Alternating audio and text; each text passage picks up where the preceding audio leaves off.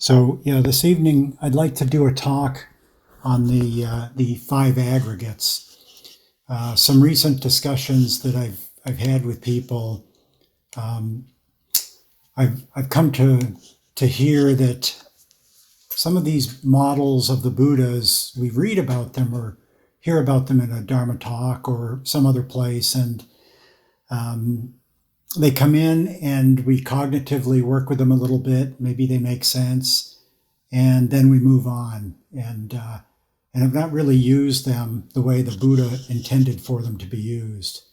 So what I'd like to do is try to do both a talk on the aggregates, but then also do a guided meditation for our second meditation this evening, so that we could actually work with the aggregates and get a little closer to what it was that the Buddha was trying to share with this. He was a master at creating models. So we have all these different lists in the Buddha's teachings that we can work with, and the key is figuring out how do we take what the Buddha taught, look at it for ourselves, and see what the value is for ourselves. Does the model make sense for us? And if so, how do we work with it? One of the things that the Buddha did in a lot of his models, and in the aggregates, this is certainly the case, is he took our experience, which feels so familiar and so common to us, so everyday, that we don't normally tend to try to investigate it and see what's going on. We just get this sense of, I know what's going on, I know what it is because I've experienced it so much, and we just move on through life with it. So we're somewhat deadened to the actual experience because we're so familiar with it. What the Buddha does with these models is similar to what happens when we take a prism and shine white light through it. So if you take a prism and shine a beam of white light through it and then look over on the wall, you'll see the constituent colors that the white light is made out of. So you'll see the reds, the yellows, the greens, the blues, the violet. You'll see those colors. When you look at the white light, it's white, but when you look at the spectrum that the prism separated for you, you see the colors.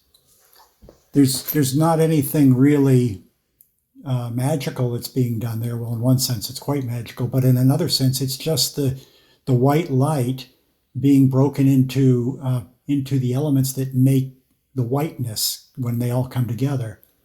And so that's really a way to think of this model of the aggregates as we're taking a prism and taking this experience that we call I or me or myself, this whole experience of that, and shining it through this prism of the aggregates and breaking it into constituent pieces that we can look at in a little bit more detail to try to have a better sense of what's going on. And certainly when we come back and look at our life, we'll see the whole life again. We'll see all the parts of it, but we'll have a little bit more understanding, a little deeper understanding of what's going on there. So the idea of the aggregates, the language, the aggregates is a Pali word, khanda, which is usually translated as aggregates. Sometimes it's been translated as a pile or a heap. It's the idea that we can take this experience and break it into these different types of globs of experience and begin to investigate them independently of each other to some degree. They're not really easy for us to separate, and so we can look at parts of them, but we really are using the aggregates to look at the aggregates to try to understand them a little bit better. It's important to understand we're not really trying to define what it means to be a person with the aggregates. We're not trying to uncover that kind of a quality to it. We're not looking for just a cognitive model that makes us feel like we now know something that we didn't before. What we're really trying to do, the way the Buddha talked about the aggregates, is we're trying to understand the essence of our suffering, what happens, and how do we come to suffer in this experience that we call ourselves. One of the things that really begins to point that to us is in one of his earliest suttas, one of his earliest conversations with the bhikkhus, with the monks, he defined dukkha. And the way he defined dukkha is he said, Birth is dukkha, aging is dukkha, death is dukkha, sorrow, lamentation, pain, grief, and despair are dukkha. Association with the unbeloved is dukkha. Separation from the loved is dukkha. Not getting what is wanted is dukkha. In short, the 5 clinging aggregates are dukkha. So with all of that he said, that is dukkha, and dukkha, if you're not familiar with, is the Pali word for what we would translate as suffering or stress, that inherent quality of dissatisfaction that seems to visit us so often in our lives. That he said, in short, the 5 clinging aggregates are dukkha. So it tells us it's worth understanding what these aggregates are and what it means to be a clinging aggregate, so that we can begin to understand the essence of dukkha and how it comes about for us. So this model of the aggregates, really, there's 2 components to it. One is the aggregates themselves, and then the second part is what he referred to as the clinging aggregates. So what is this model? What are these 5 aggregates? Well, the first of these aggregates is form, material form. So it's basically all physical phenomena, and in particular, it's our body, the inside, the outside of our body. It's our physical senses, the 5 physical senses, which is our way of connecting with our world around us. So all the materiality that we know is this first aggregate of material form. The second aggregate is feeling tone.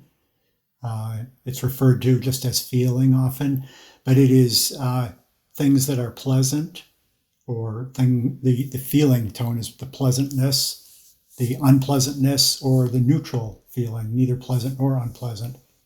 So just that experience of something being pleasant is the feeling tone. Something being unpleasant is the feeling tone. And for most of the things that go on for us is a kind of a neutral, neither pleasant nor unpleasant. We tend to ignore those things, but that's also part of a feeling tone.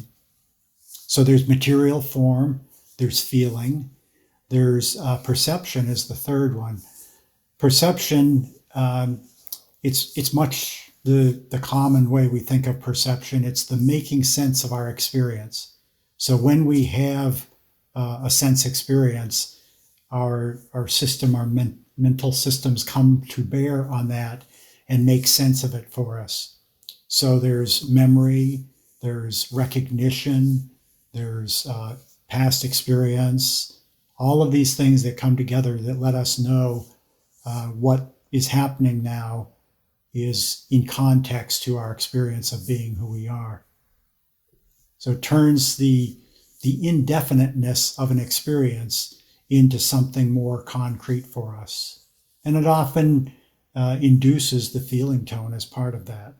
And again, that could be based upon our perception.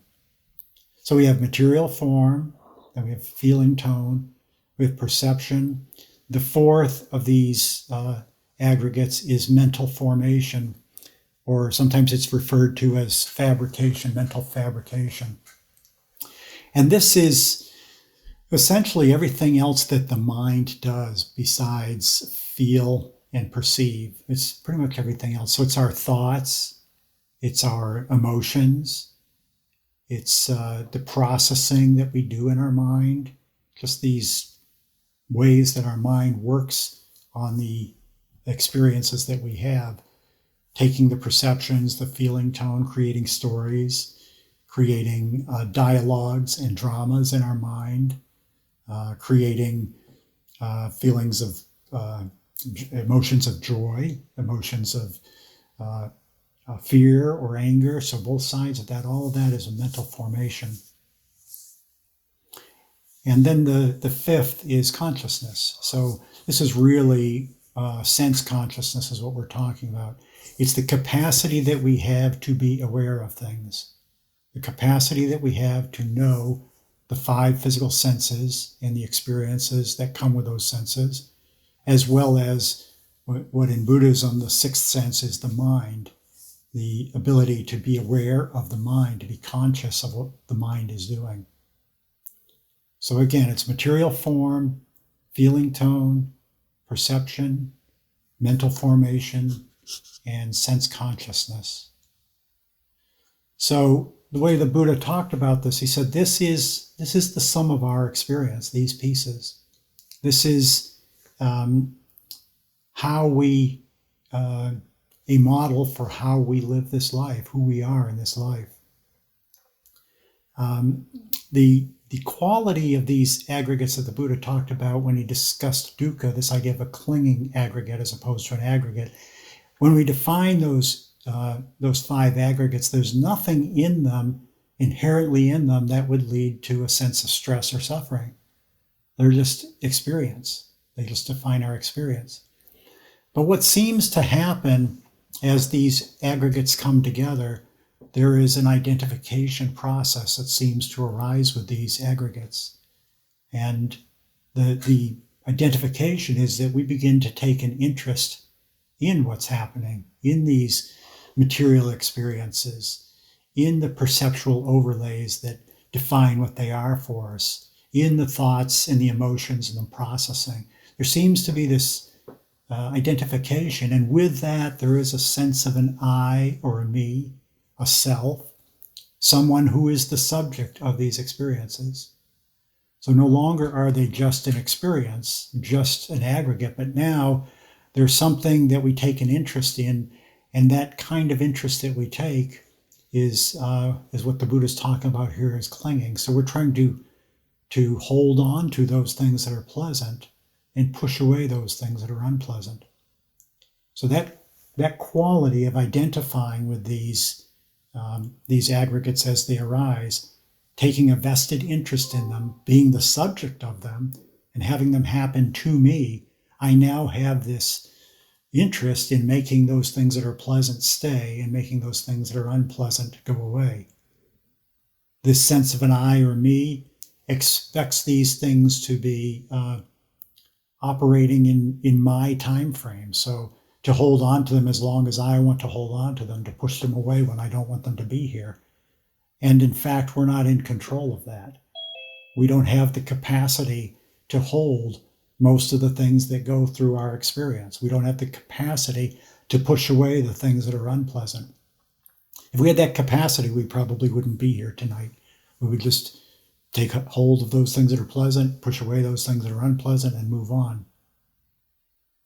So one of the other qualities here, besides this sense of an I or a me that seems to arise out of this model of these aggregates, is a sense of permanency that we get because we're sort of dulled to these aggregates when we look at them as a holistic experience. So those things like our material form, like our body, for example, we underneath it all, we kind of expect it to be permanent, to be here and available to us in the form we want all the time. And the body will do that for a while, but then there are times where it won't do that. Either we get sick, we get old, other things happen that cause our material form to begin to change. We talked just a minute ago about the feeling tones, how we really work to hold on to the pleasant feeling and to push away the unpleasant feeling. How does that work for you?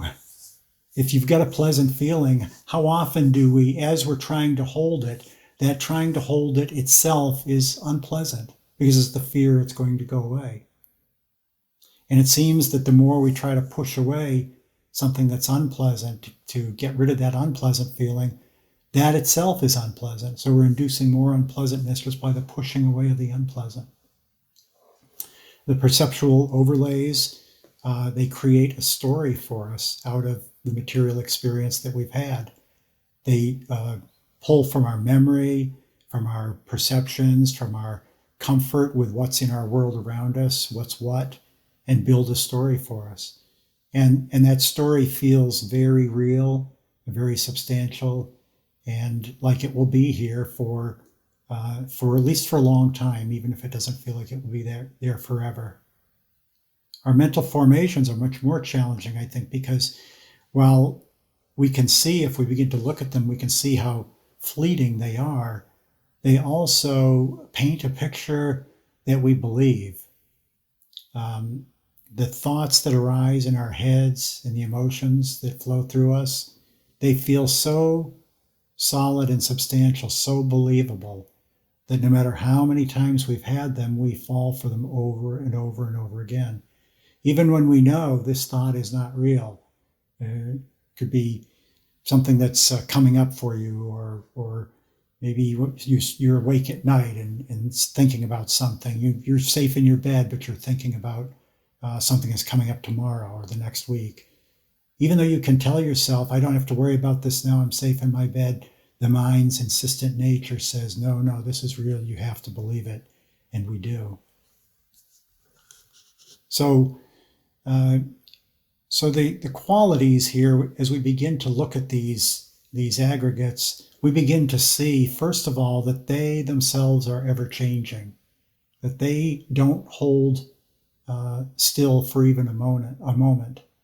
And you can try this for yourself by taking anything from a physical sensation you're experiencing to a thought or an emotion that's coming up for you, a feeling tone, and see how elusive it actually is, how much it's constantly changing in your experience. And it's our work that the Buddha has offered and invited us to do with the aggregates is to investigate what is this that's going on here? What is the nature of these aggregates?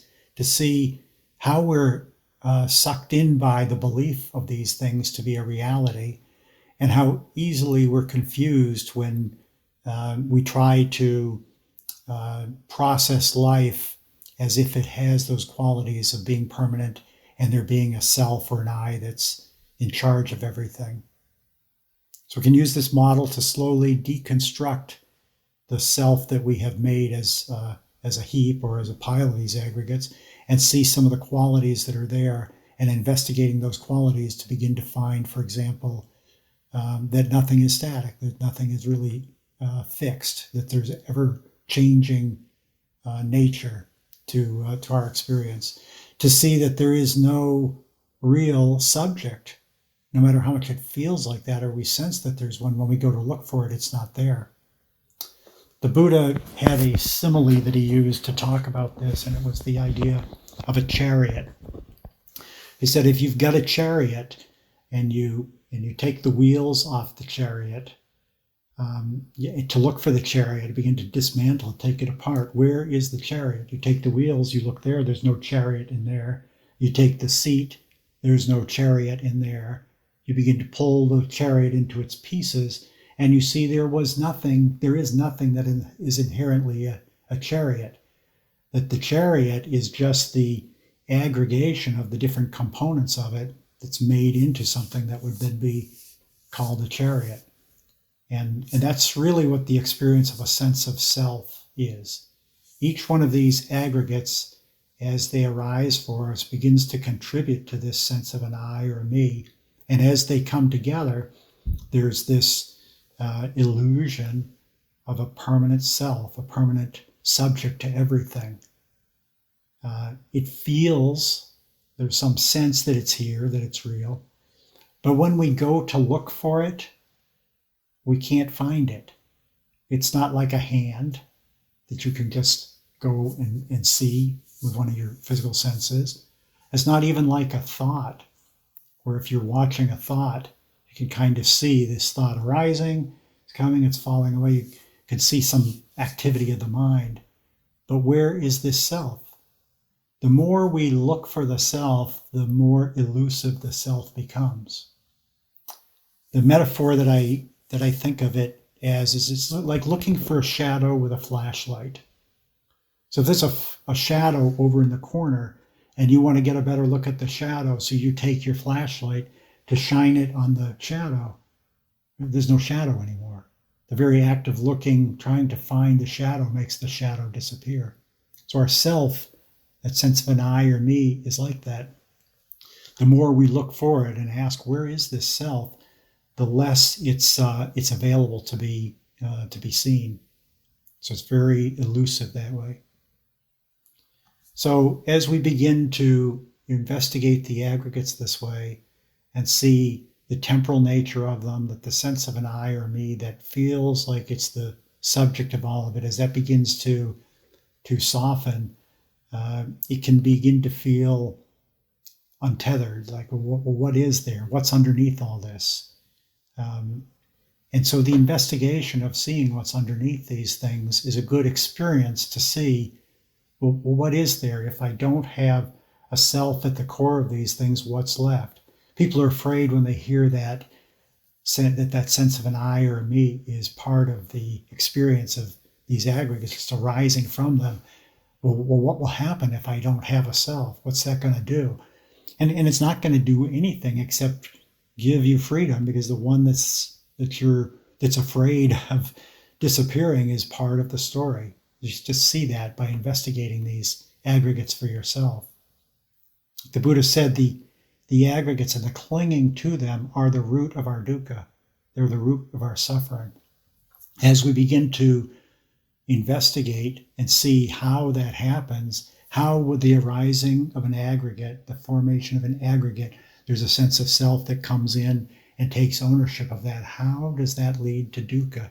How does that investing in that aggregate, how does that cause this wanting things to be other than they are?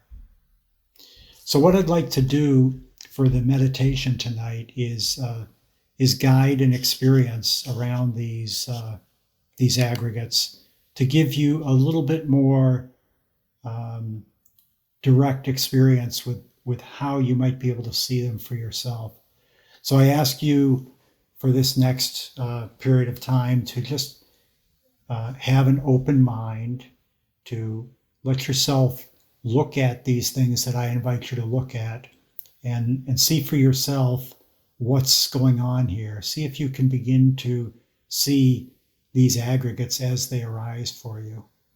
And I'll be reminding you as we go through it what the aggregates are, but just to name them for you so you can, as we get into it, you can begin to see. Is the first one is the physical form. So we'll start with that, looking at that. The second is the feeling tone, which is just the pleasant, unpleasant, or neutral. The third is the perceptions. It's our mind making sense of what it is that we're experiencing. The fourth is mental formations. So we'll have a lot of those. We'll have thoughts. We'll have perhaps emotions. We'll have mental processing. That's all the mental formations. And we'll have consciousness, which is a little harder, I think, to begin to see more clearly. But that's basically the awareness that your mind is holding these things in. So we'll investigate that as well. As we do this practice, we'll be doing two things. The first one is meditation. So from this perspective, meditation is the direct experience, the direct looking, and just looking without any comments, without any decisions, without any planning, just looking at the experience of what's going on. So use that meditative mind to just notice, just to see what's going on. And then I will invite you with some questions to move from meditation to contemplation. With contemplation, what we're doing is we're using our cognitive mind. We're using the aggregates to investigate the aggregates. So we'll begin to look at something that we experienced and see, what is that experience like? What is the nature of that experience? So that's the contemplation piece, is to sort of reflect on what it was that we were experiencing in the meditation.